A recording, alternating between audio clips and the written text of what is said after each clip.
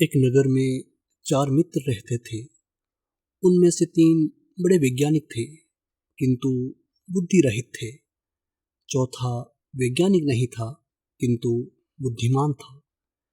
चारों ने सोचा कि विद्या का लाभ तो तभी हो सकता है जब वे विदेशों में जाकर धन संग्रह करें। इसी विचार से वे विदेश यात्रा को चल पड़े।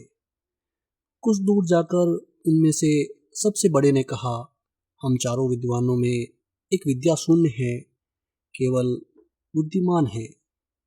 धनोपार्जन करने के लिए और धनिकों की प्रसन्नता प्राप्त करने के लिए विद्या आवश्यक है। विद्या के चमत्कार से ही हम उन्हें प्रभावित कर सकते हैं। अतः हम अपने धन का कोई भी भाग इस विद्याहीन को नहीं देंगे। वे चाहे तो घर वापस चला जाए। दूसरे ने इस बात का समर्थन किया, किंतु तीसरे ने कहा, ये बात उचित नहीं है।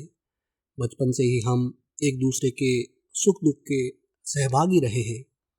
हम जो भी धन कमाएंगे उसमें इसका हिस्सा रहेगा।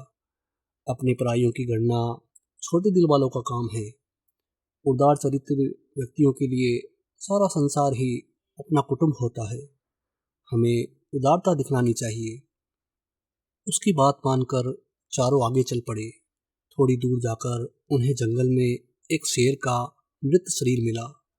उसके अंग प्रत्यंग बिखरे हुए थे। तीनों विद्याभिमानी युवकों ने कहा, आओ हम अपनी विज्ञान की शिक्षा की परीक्षा करें। विज्ञान के प्रभाव से हम इस मृत शरीर में नया जीवन डाल सकते हैं। यह कहकर तीनों उसकी हड्डियां बटोरने और उसके बिखरे हुए अंगों को मिलाने में लग गए। एक ने अस्थि संचय किया, दूसरे ने चर्म, मांस, रुधिर संयुक्त किया, तीसरे ने प्राणों के संचार की प्रक्रिया शुरू की। इतने में विद्या विज्ञान शिक्षा से रहित किंतु बुद्धिमान मित्र ने उन्हें सावधान करते हुए कहा, जरा ठहरो। तुम लोग अपनी विद्या के प्रभाव से शेर को जीवित कर रहे हो। वे जीवित होते ही तुम्हें मारकर खा जाएगा। वैज्ञानिक मित्रों ने उसकी बात को अनसुना कर दिया।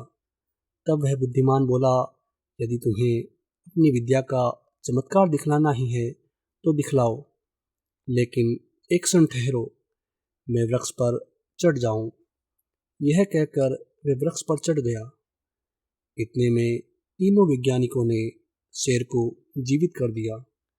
जीवित होते ही शेर ने तीनों पर हमला कर दिया। तीनों मारे गए। अतः शास्त्रों में कुशल होना ही पर्याप्त नहीं है। लोक व्यवहार को समझने और लोकाचार के अनुरूप काम करने की बुद्धि भी होनी चाहिए। अन्यथा लोकाचारहीन विद्वान भी मूर्ख पंडितों की तरह उपहास का पात्र बनते हैं।